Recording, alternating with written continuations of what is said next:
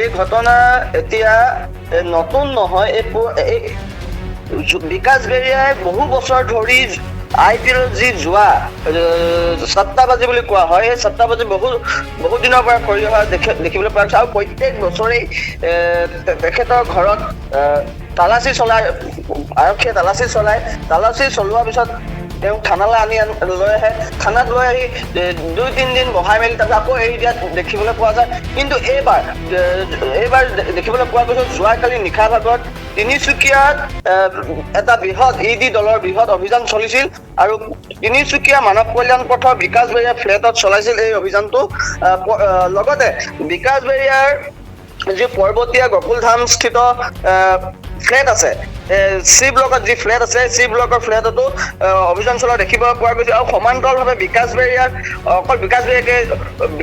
ঘৰে অভিযান চলোৱা নাই EDয়ে দেখিবলৈ পোৱা গৈছে। তেখেতৰ ভাতৃ যি নীতিন বেৰিয়াও বহুবাৰ তেখেত পলায়ন কৰিবলৈ সক্ষম হৈছিল যদিও IPL খেলত যোৱাৰ ক্ষেত্ৰত যেতিয়া অভিযান চলাবলৈ আহে, আৰক্ষীয়ে আটক কৰিবলৈ আহে, তেতিয়া পলায়ন কৰিছিল তেখেতে। কিন্তু এইবাৰ দেখিবলৈ পোৱা গৈছে আন এটা যদি চাওঁ আমি, আন এটা ED দলে বিকাশ বেৰিয়াৰ যি ভাতৃ নীতিন বেৰিয়াৰ যি বাসগৃহ আছে বৰদলৈ নগৰত, তাত এতিয়া অভিযান চলোৱা দেখিবলৈ পোৱা গৈছে। একে সময়তে একেটা পৰিয়ালৰ 3টাকৈ স্থানত চলোৱা হৈছিল এই অভিযান।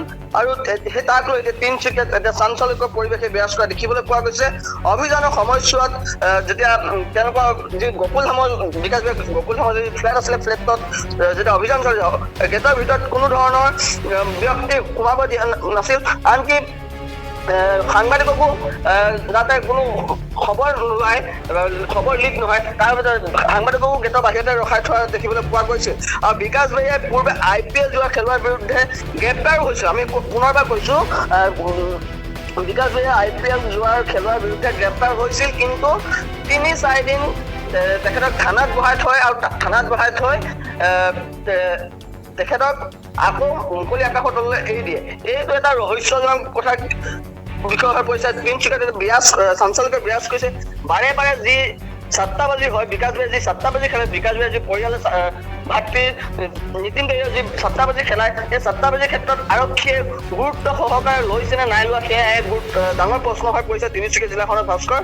আৰু এক কথাত ক'ব লাগিব, বিকাশ বেৰিয়া আৰু নীতিন বেৰিয়াৰ ভাতৃদ্বয়ৰ বিৰুদ্ধে দীৰ্ঘদিনৰ পৰা IPL খেলি অহা অভিযোগত সঘনাই এনেধৰণৰ ঘটনা সংঘটিত হৈছে। আৰু বাৰে বাৰে তেওঁলোকক আৰক্ষী অভিযান চলোৱাৰ পিছত তেওঁলোকক এৰি দিয়ে।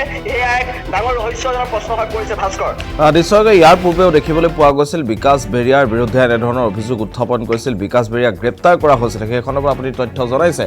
এতিয়া আটাইতকৈ ডাঙৰ কথাটো হ'ল যে এনে কি বলেৰে বলিয়ান বিকাশ বেৰিয়া, যাৰ পৰিপ্ৰেক্ষিতত বাৰে বাৰে গোচৰ ৰুজু হোৱাৰ পিছতো যে এইগৰাকী বিকাশ বেৰিয়াক এনেদৰে আকৌ উন্মুক্ত কৰি দিয়া হয়, আকৌ জুৱা খেলিবৰ বাবে যিটো বাট, সেই বাটটো মুকলি কৰি দিয়া হয়। এনে কোনো শক্তিৰ বলেৰে বলিয়ান হৈ আছে নেকি তেওঁ, কি জনাব?